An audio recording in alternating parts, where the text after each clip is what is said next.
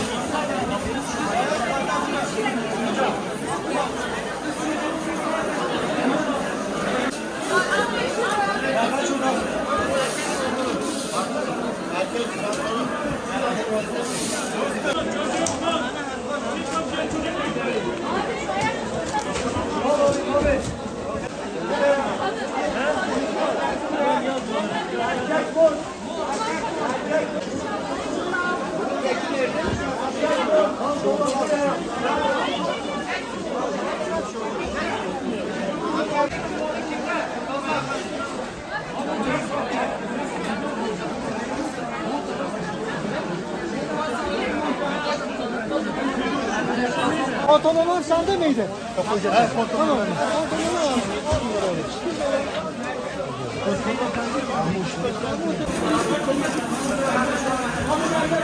Bira var.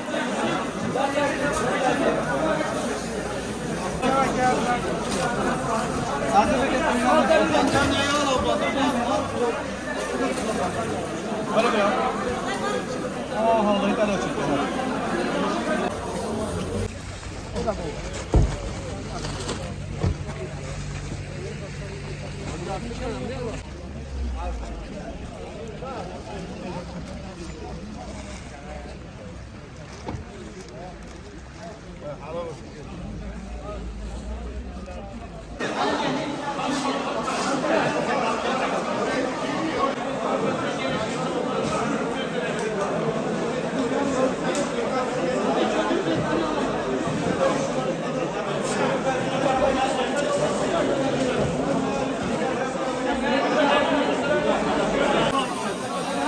Erkek yukarı çıkın, en başa götürün, en başa.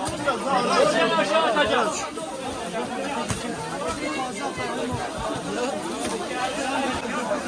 Su isteyen var mı? Su.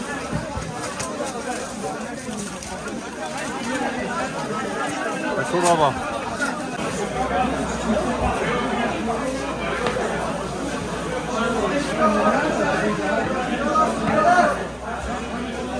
Burada bir daha.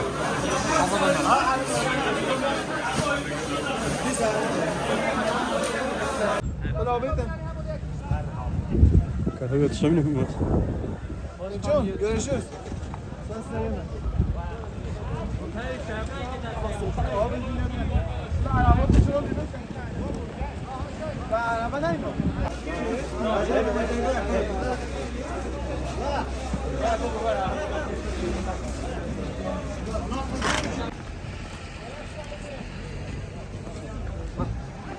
Başkan.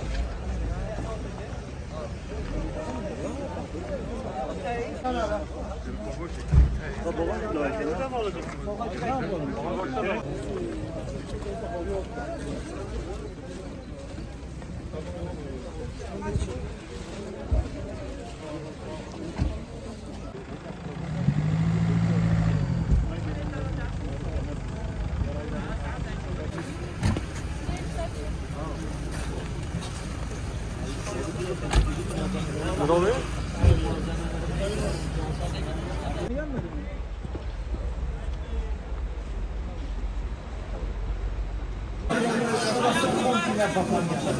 Yaklaşık 5.000 tane battanyamız var burada. 5.000'den fazla.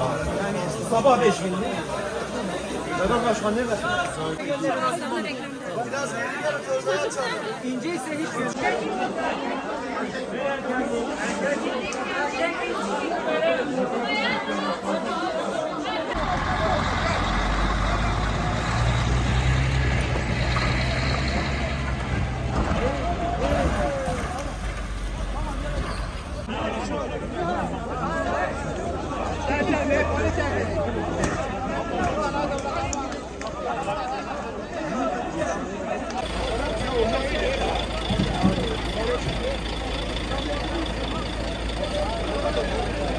Thank you.